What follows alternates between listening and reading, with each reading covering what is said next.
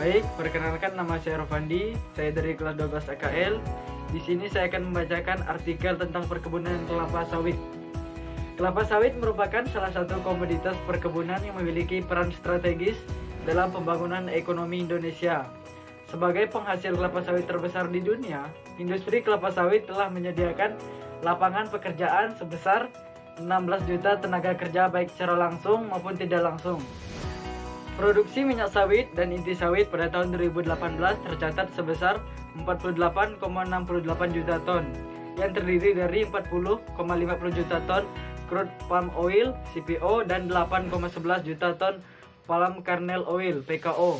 Jumlah produksi tersebut berasal dari perkebunan rakyat sebesar 16,8 juta ton (35%), perkebunan besar negara sebesar 2,49 juta ton (5%), dan perkebunan besar swasta sebesar 29,39 juta ton (60%). Kekayaan dan kejayaan perkebunan Nusantara telah terkenal semenjak dahulu dan mempunyai sejarah panjang dalam perjalanan bangsa Indonesia.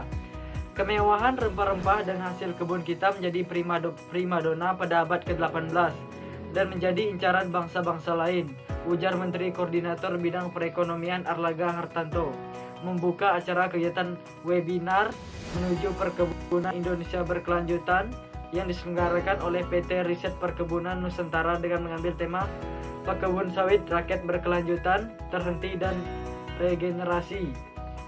Komoditas perkebunan merupakan andalan bagi pendapatan nasional dan devisa negara, di mana total ekspor perkebunan pada tahun 2018 mencapai 28,1 miliar dolar atau setara dengan 393,4 triliun rupiah. Kontribusi subsektor perkebunan terhadap perekonomian nasional diharapkan semakin meningkat, memperkokoh pembangunan industri kelapa sawit di Indonesia dibangun dengan pendekatan yang memprioritaskan keseimbangan antara aspek sosial, ekonomi, dan lingkungan. Hal ini sejalan dengan komitmen pemerintahan Indonesia dalam melaksanakan pembangunan berkelanjutan, khusus dalam Rencana Pembangunan Jangka Menengah Nasional (RPJMN) 2020 sampai 2024. Dalam RPJM 2020-2024, pembangunan berkelanjutan telah ditetapkan sebagai salah satu aspek pengaruh utama yang bertujuan untuk memberikan akses pembangunan yang adil dan inklusif, serta menjaga lingkungan hidup sehingga mampu menjaga peningkatan kualitas kehidupan dari generasi ke generasi berikutnya. Melalui pendekatan tersebut, pemerintah Indonesia yakin bahwa pembangunan kelapa sawit berkelanjutan berkontribusi signifikan terhadap pencapaian Sustainable Development Goals (SDGs).